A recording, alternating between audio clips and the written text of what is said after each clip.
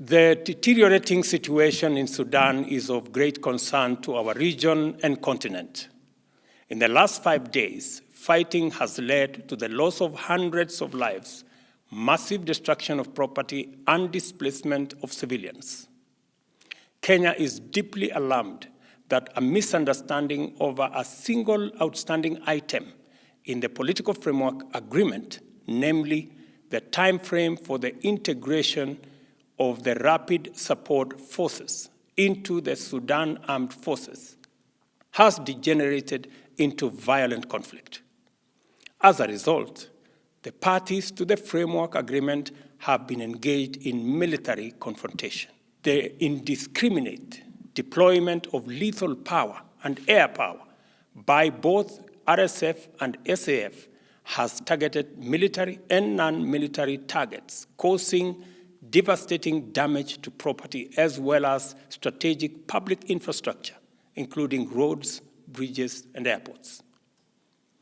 We are also deeply concerned that members of the diplomatic community have been targeted and civilians in general have been caught in the crossfire.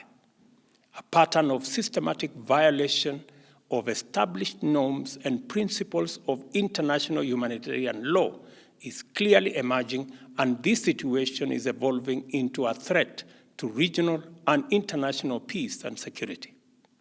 Kenya implores the leadership of the two parties to ensure full compliance with the resolution of the Intergovernmental Authority on Development Heads of State Summit held last Sunday.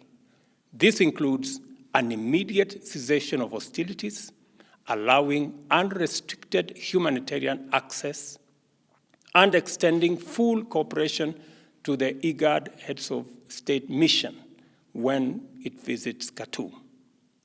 The outcome of these engagements and evidence of cooperation from the two parties will be crucial to the resumption and conclusion of the negotiations on the political framework agreement.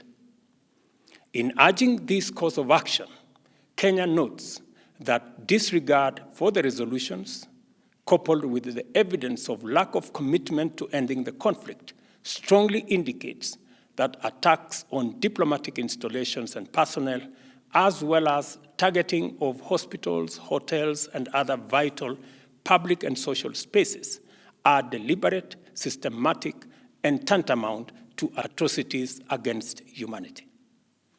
There is real danger that the escalation of hostilities in Sudan could implicate external, regional, and international actors and degenerate into a security and humanitarian crisis on a disastrous scale.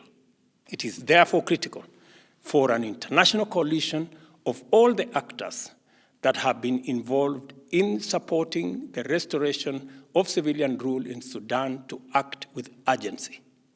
The United Nations, Africa Union, IGAD, and all the other stakeholders for the Sudan must lead a process that extends beyond mere cessation of hostilities towards the restoration of sustainable peace, security, and stability.